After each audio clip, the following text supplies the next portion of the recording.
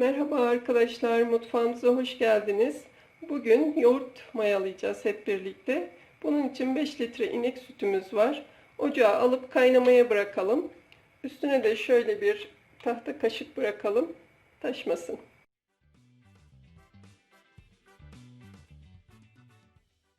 Süt kaynamaya başladıktan sonra 20 dakika daha kaynatıyoruz.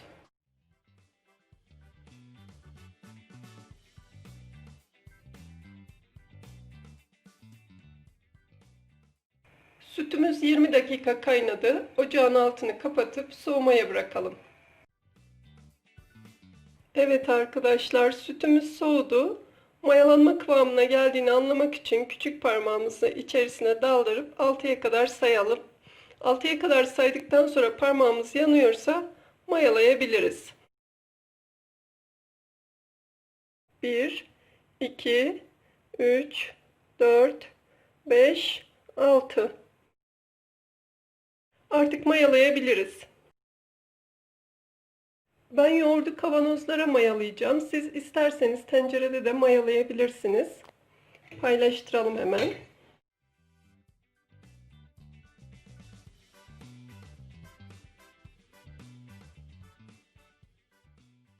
İki yemek kaşığı mayamız var. İçerisine biraz süt katıp iyice karıştıralım.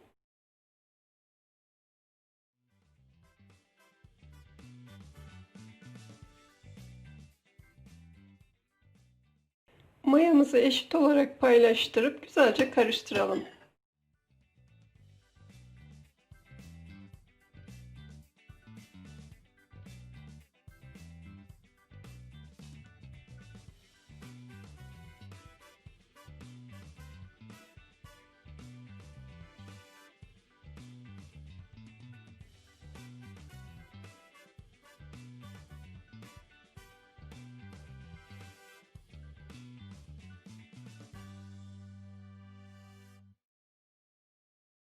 Mayaladığımız sütümüzü bir kenara alıp üzerine şöyle bir havlu kağıt kapatıyoruz. Başka hiçbir şeyle örtmüyoruz. En az böyle 6 saat bekletiyoruz arkadaşlar. Buradaki püf noktası, sütümüzün çok ılık olmaması gerekiyor. Sıcak olacak ki güzel mayalansın.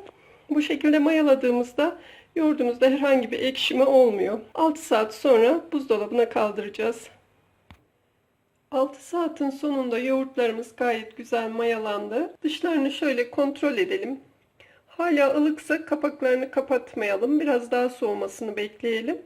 Tamamen soğuduktan sonra kapaklarını kapatıp buzdolabına kaldırabiliriz. Benim yoğurtlarım soğumuş. Kavanozda olduğu zaman daha çabuk soğuyor. Ama tencerede mayalarsanız soğuması biraz daha geç olabilir.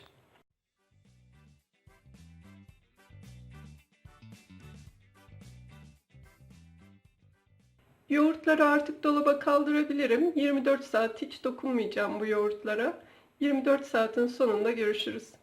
Evet arkadaşlar, bir tam gün geçti. Artık yoğurtlarımızı yemeye başlayabiliriz.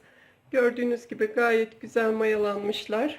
Bir de şöyle ters çevirip bakalım.